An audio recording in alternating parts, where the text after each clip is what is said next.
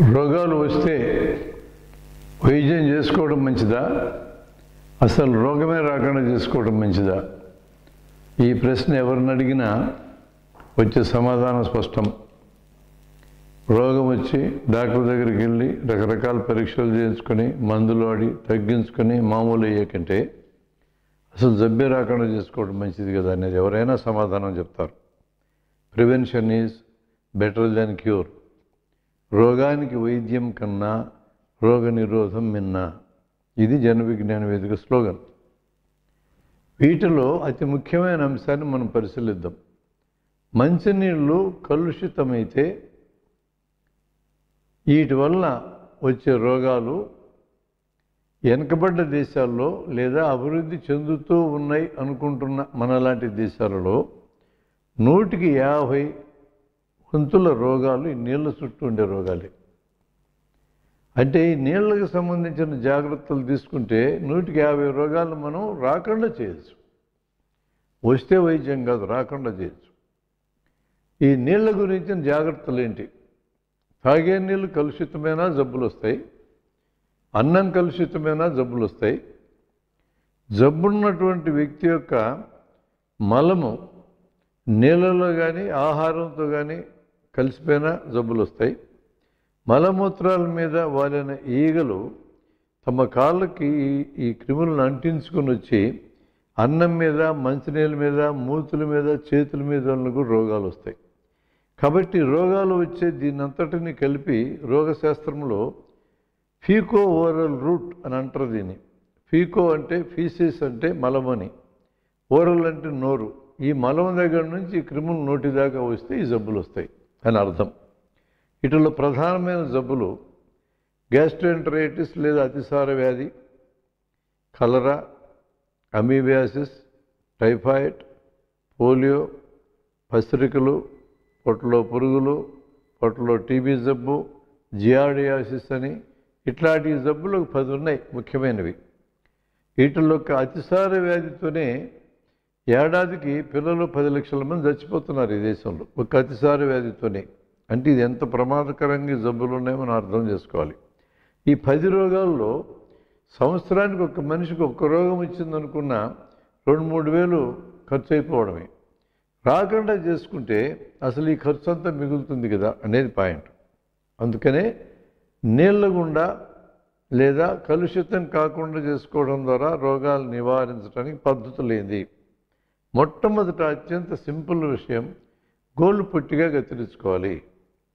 ఈ గోళ్ళు పెంచుకున్నందువలన గోళ్ళల్లో చేరిన మట్టిలో కొన్ని మిలియన్ల కొద్దీ రోగజీవులు ఉంటాయి. మనం ఆహారం తినేటప్పుడు మనకు తెలియకుండానే ఈ రోగజీవులు మన ఆహారంలోకి వెళ్ళిపోతాయి. వారానికి ఒక్కసారి కనీసం గోళ్ళని పొట్టిగా కత్తిరించుకోవాలి. ఇది పిల్లలకి ఇంట్లో మనం నేర్పాలి, స్కూల్లో టీచర్లు కూడా పిల్లలకి నేర్పాలి. ఎలా కత్తిరించుకోవాలని సమస్య వచ్చింది. నెయిల్ కట్టర్ కొనుక్కోవాలని సమాధానం చెప్పారు పిల్లలు చాలా చోట్ల. స్కూళ్ళల్లో మేము ఈ ప్రశ్న వేసినప్పుడు నెయిల్ కట్టర్ 30 నుంచి 40 రూపాయలు అవుతుంది, అది కొనడానికి డబ్బులు లేవు కదా అని మేము అన్నాం. పిల్లల్లోనే ఒకరు లేచి బ్లేడ్తో కత్తిరించుకోవాలి సార్ అన్నాడు. బ్లేడ్ ఎక్కడుంది అన్నాం. షాపులో కొనుక్కొచ్చుకోవాలి సార్, 2 రూపాయలకు వస్తుంది అన్నాడు. 2 రూపాయలు కూడా లేవు, ఇప్పుడు ఎలా అని అడిగాం. పిల్లలు చాలా తెలివిగలండి.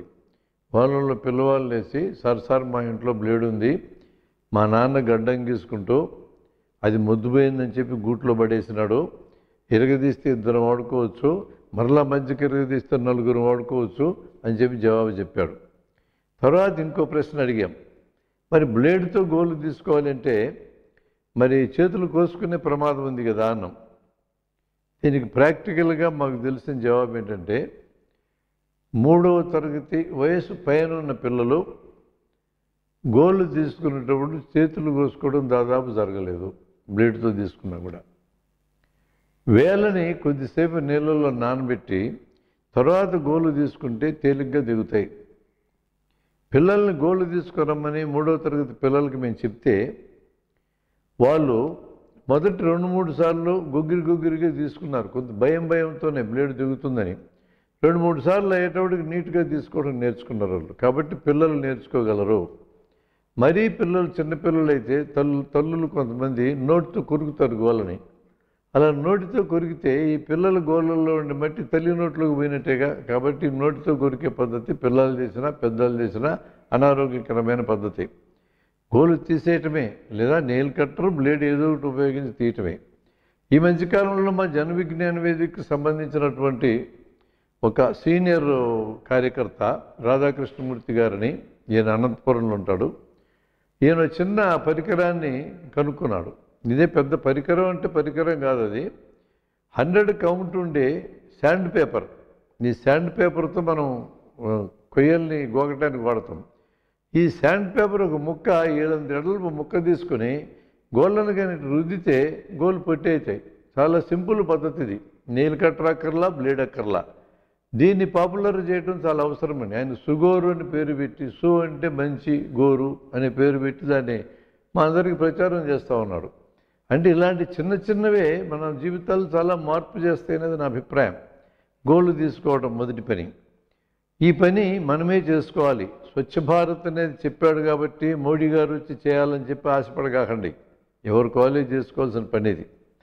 రెండో పని, అన్నం తినబోయే ముందు మల విసర్జన తరువాత సబ్బుతో చేతులు కడుక్కోవాలి. ఇది చాలా సింపుల్. మన ఇంట్లో సబ్బు ఉంది, స్నానం కోసం తెచ్చుకున్నాం. ఈ 2 సందర్భాల్లో సబ్బుతో చేతులు కడుక్కొని ఆహారం తినాలంటే ముందు కడుక్కోవాలి, మల విసర్జన తర్వాత కడుక్కోవాలి. మరి హై స్కూల్లో పిల్లలకి మధ్యాహ్నం భోజనం పెట్టినప్పుడు సబ్బులు పెట్టమని చెప్తా ఉన్నాం. సబ్బు పెడితే ఆ సబ్బులు 2వ రోజుకు ఉండవు. కాబట్టి దీనికి చిన్న పరిష్కారం ఉంది మేము సూచించేది. మన ఇళ్లలో బాత్రూంలో సబ్బు వాడుకుంటూ చివరి కరిగి చిన్న ముక్క కింద మారుతుంది. ఈ చిన్న ముక్కను వాడడానికి కూడా ఇష్టపడం. ఇలాంటి ముక్కను కాగితంలో చుట్టుకొని పిల్లలు తమ స్కూల్ బ్యాగులు వేసుకొని వెళ్ళొచ్చు. తాము మధ్యాహ్నం భోజనం చేసే టైంలో ఈ ముక్కను ఉపయోగించుకొని చేతులు కడుక్కోవడం, మళ్ళీ కాగితంలో చుట్టుకొని మళ్ళీ సంచిలో పెట్టుకొని రావచ్చు. ఇది చాలా సింపుల్గా చేయగలిగే పని. మేము ఒక చోట కలెక్టర్ గారికి సమస్య చెప్తే ప్రతి స్కూల్కి సబ్బులు ఇచ్చి ఏర్పాటు చేస్తామని చెప్పి భీకరంగా ప్రతిజ్ఞ చేశాడు ఆయన. ఆయన మంచిదే చేశాడు. ప్రతి స్కూల్కి సబ్బులు వెళ్ళిపోయినాయి, ఒక్కసారి వెళ్ళిపోయినాయి. ఈ సబ్బు ఒక నెల ఉండాల్సిన సబ్బు 2 రోజులకి మాయమైపోయింది. ఎవడు మాయం చేసాడు, ఎవడు కనుక్కోలేడు. మళ్ళీ 2వ నెల సంగతి ఏంది? ఇట్లాంటి సమస్యలకి పరిష్కారం మేము చెప్పేది సులభమైంది. ఇంట్లో మిగిలిన సబ్బు ముక్కని పిల్లవాడు ఎంట తెచ్చుకొని అతనికి బాధ్యత, అమ్మాయికి అబ్బాయికి బాధ్యత పెరుగుతుంది. మన సబ్బు ముక్క మనం జాగ్రత్తగా వాడుకోవాలని ఈ పద్ధతి చేయటం సరైంది. ఇది కూడా మనం చేసుకోవాల్సిందే. స్వచ్ఛ భారత్ వాళ్ళు ఏం చేయరు. ఇక 3వ జాగ్రత్త, అన్నం మీద మంచినీళ్ళ మీద ఈగలు అల్లకుండా మూతలు పెట్టుకోవాలి. బిందెలు తపేలాలు కొనుక్కున్న మనము మూతలు కొనుక్కోవడం కష్టమా? ఎటు కొనుక్కొనే ఉన్నాం కదా, ఆ మూతలు పెట్టాలి. నీళ్లు ముంచుకునేటప్పుడు చేతులు కడుక్కోకుండా బుడుంగన గ్లాసు ముంచటం, ఇలాంటి పనులు చేయకూడదు. ఇలా చేస్తే మన చేతుల్లోని మట్టి వెళ్తుంది. ఇంట్లో నీళ్ళు ఒకవేళ వాడుకోదలుచుకుంటే తూము ఉన్నటువంటి డ్రమ్ములో కానీ వాడుకుంటే ఆ నీళ్ళని పట్టుకోవడం సులభం, ముంచే అవసరం తప్పుతుంది.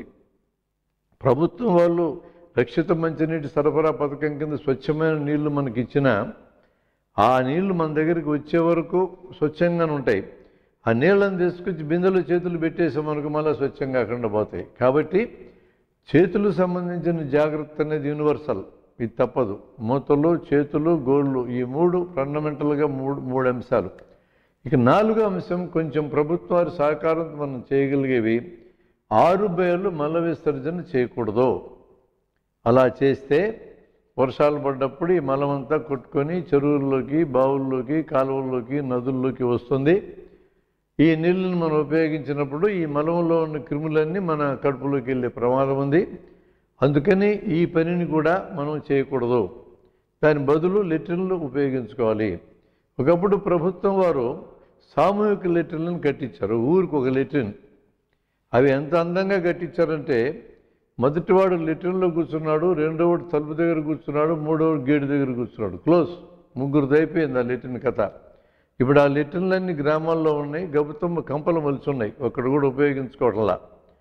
ఎక్కడో సిటీలో అలాంటి లెట్రిన్ ఉంటే ఉపయోగించుకుంటారు, అది కూడా నీళ్ళ సప్లై ఉంటేనే ఉపయోగించుకుంటారు. చాలా ఫండమెంటల్ విషయం ఇది. ఈ రకమైన సామూహిక లెట్రిన్లు పనిచేయటం లేదని గుర్తించిన ప్రభుత్వం 6 లక్షల గ్రామాలకి సామూహిక లెట్రిన్లు కట్టించి ఒక్కో లెట్రిన్ దగ్గర లక్ష ఖర్చు పెట్టి 6 లక్షలు ఖర్చు పెట్టి ఇప్పుడు పని చేయటం లేదని పగలగొట్టడానికి 10,000 లెక్కన కాంట్రాక్ట్ ఇచ్చినారు. ఎంత అద్భుతమైన పని! ప్రజలను అడిగితే చెప్తారు కదా ఈ లిట్రిన్ ఉపయోగిస్తారో లేదో. ఈ రకమైన ప్రజలను భాగస్వాములు చేయకపోతే ఇలాంటి కార్యక్రమాలు, ఇలాంటి దండ ఖర్చులు అవుతూ ఉంటాయి. జన్మ డబ్బే కదా పోయేది, నాయకుల డబ్బులు పోతుందా? ఇది కొంచెం ఆలోచించాలి. ఇప్పుడు ఇండివిజువల్ లెట్రిన్స్, వ్యక్తిగత లెట్రిన్స్ అనే కాన్సెప్ట్ని తీసుకొచ్చారు. వ్యక్తిగత లెట్రిన్ కానీ కట్టించుకుంటే ప్రభుత్వం వారు దాదాపు 15,000 డబ్బులు ఇస్తామని కూడా చెప్పారు. సమస్య అదొక్కటే కాదు, జనానికి లెట్రిన్లో కూర్చోవాలనే కోరిక కలిగించకుండా కేవలం లెట్రిన్ కట్టించుకోమంటే కట్టించుకోడు. మేము గ్రామానికి కార్యక్రమానికి వెళ్ళి ఈ గ్రామంలో ఉపయోగించడానికి పనికొచ్చే లెట్రిన్ను దాన్ని పరిశీలిస్తే 140 లెట్రిన్లు చూస్తే 2 లెట్రిన్లు ఉన్నాయి పనికొచ్చేవి. ఒక లెట్రిన్లో కట్టిపుల్లలు పెట్టారు. ఏమయ్యా కట్టిపుల్లలు పెట్టావంటే వానకు తడిస్తే ఎట్టసారివి అని అంటాడు ఆయన. ఇంకో లెట్రిన్లో మేకను కట్టేసినాడు ఒక ఆయన. నువ్వు మేకలను కట్టేసినవి ఏంటంటే మనకేముంది సార్, వర్షాలకు తడిస్తే తలకాయ గుడ్డేసి తుడుచుకుంటూ అయిపోద్ది, మేకల్లాంటివి తడిస్తే చచ్చిపోతాయి కదా. చాలా మంచి ఆర్గ్యుమెంటే. అంటే వాళ్ళకి లెట్రిన్లు అనేవి రోగాలు రాకుండా చేస్తాయనే విషయం ఎక్కించినందువల్ల ఇట్లాంటివి అవుతాయి. మేము గంగదేవపల్లికి మోడల్ గ్రామం వరంగల్ జిల్లా వెళ్ళాం. అక్కడ సర్పంచ్ గారితో మాట్లాడుతూ మీ ఊళ్ళో అందరికీ లెట్రిన్లు ఉన్నాయని అడిగాం. 350 ఏళ్ళకి 350 ఏళ్ళకి లెట్రిన్లు ఉన్నాయండి అన్నాడు. లెట్రిన్లు కట్టడానికి ఎంత సమయం పట్టింది అన్నాం. 6 నెలలు అందరూ గట్టించేసామన్నారు. ఇప్పుడు మేము అసలైన ప్రశ్న వేసాం, ఈ లెట్రిన్లలో జనాన్ని కూర్చోబెట్టడానికి, ఆ ఎడ్యుకేట్ చేయడానికి మీకు ఎంతకాలం పట్టింది అన్నాం. 3 సంవత్సరాలు పట్టింది అన్నారు. అంటే లెట్రిన్ కట్టడం సులభం, లెట్రిన్లు ఉపయోగించుకోమని ఎడ్యుకేట్ చేయడం కష్టమని దీని అర్థం. ఈరోజు ఆ గ్రామంలో అందరూ లెట్రిన్లు ఉపయోగిస్తారు. బహిరంగంగా ఎవరైనా మల విసర్జన చేస్తే 500 రూపాయలు ఫైన్ వేస్తారు. ఆ రకమైన క్రమశిక్షణ దాకా గ్రామం ఎదిగింది. దీని వెనక కఠోరమైన శ్రమ ఉంది. లెట్రిన్లు కట్టడం శ్రమ కాదు, అందులో కూర్చోబెట్టడం శ్రమ అనే విషయం నేను మళ్ళా ఇంకోసారి గుర్తు చేస్తూ ఉన్నాను. ప్రజలకి లెట్రిన్లు ఉపయోగించాలి, నీళ్ళ గుండా రోగాలు రాకుండా ఉండాలి, వేలు ఖర్చు కాకుండా ఉండాలని కాన్సెప్ట్, భావన కలిగించిన తర్వాతనే లెట్రిన్లు కట్టించడం సరైంది. కమిషన్ల కోసమో అందులో వచ్చే పర్సంటేజ్ల కోసమో లెట్రిన్లకు డబ్బులు విడుదల చేయటం అంటే ప్రజాధనం దుర్వినియోగం చేయటమే. అందుకని లెట్రిన్లు అనే విషయాన్ని ఇట్లా సానుకూలమైన పద్ధతిలో ఆ సమస్యను పరిష్కరించాల్సిన అవసరం ఉంది. ఇంకొక జాగ్రత్త ఉంది, చెప్పులు లేకుండా తిరగకూడదు. చెప్పులు లేకుండా తిరిగితే హుక్వామ్ అనే జబ్బు వస్తుంది. ఇది పొట్టలో ఒక రకమైన పురుగు, డియోడినం అనే ఆంత్రమూలంలో చేరి రక్తాన్ని పీల్చేస్తుంది. అనీమియా, రక్తహీనత అనే జబ్బు దీని గుండా వచ్చే అవకాశం ఉంది. కాబట్టి చెప్పులు లేకుండా తిరగకూడదు. ఇలాంటి కొన్ని జబ్బులు రాకుండా చేసుకునే జాగ్రత్తల్లో మరొకసారి గుర్తు చేసుకునేటట్లయితే మనము 1 గోళ్ళు కత్తిరించడం, చేతులు కడుక్కోవటం, మూతలు పెట్టడం, లెట్రిన్లు ఉపయోగించడం, ఈ 4 అతి ముఖ్యమైనవి. ఈ ఈగలు అనేవి పెరగకుండా ఉండడానికి మరొక జాగ్రత్త ఉంది. ఎక్కడ పెడతాడో మురికి జారకుండా చూడాలి. మురికి ఎలా చేరకుండా ఉండాలంటే పెరటి తోట ఆదర్శమైన కార్యక్రమం. ఇంటి పక్కన స్థలం ఉంటే పెరటి తోట పెంచండి, తాజా కూరగాయలు తినొచ్చు. ఇంట్లో ఉన్న మురికి నీళ్ళంతా పెరటి తోట లాగేసుకుంటుంది. కొంత శ్రమ చేస్తాం, శరీరానికి మంచిది. విపరీతం కాయగూరలు పండితే స్నేహితులకి ఇవ్వచ్చు, స్నేహం పెంచుకోవచ్చు. ఇన్ని రకాల ప్రయోజనం పెరటి తోటతో ఉంది. ఈ నీళ్ళగుండా రోగాలు రాకుండా ఉండాలనే ఈ కాన్సెప్ట్లో భాగంగా పెరటి తోటను కూడా జన విజ్ఞాన వేదిక అడ్వాన్స్ చేస్తూ ఉంది. ఇది విద్యార్థుల దశలో ఇవి సులభంగా ఎక్కుతాయి. అందుకని స్కూల్లో ఈ విషయాలు మనం చెప్పడం ద్వారా వాళ్ళ జీవితాలు బాగు చేసుకుంటారు, వాళ్ళ తల్లిదండ్రుల జీవితాల మీద ఇన్ఫ్లుయెన్స్ చూపుతారు.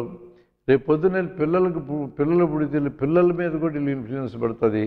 3 తరాలను బాగు చేయాలి అంటే ఏ మంచి విషయమైనా సరే స్కూల్లో ఉండే పిల్లలతో, కాలేజీలో ఉండే పిల్లలతో మొదలెట్టాలని మేము నమ్ముతున్నాం. దీంట్లో భాగంగానే మంచినీళ్ళ గురించి జాగ్రత్తలు ప్రజలకు మేము చెప్పడం అనే కార్యక్రమం చేస్తున్నాం.